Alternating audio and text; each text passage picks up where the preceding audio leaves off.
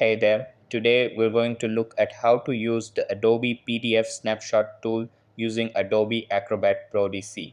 So let's get started. First, open the PDF file you want to work with in Adobe Acrobat Pro DC. Over here, click on the hamburger menu icon at the top left corner of the screen.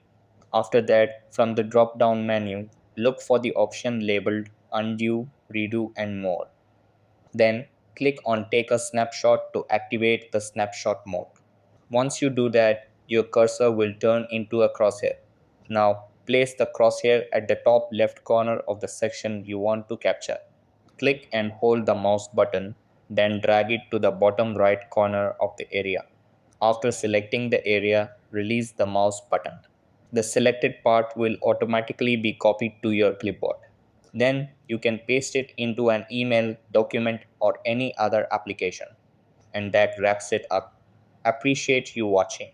See you in the next.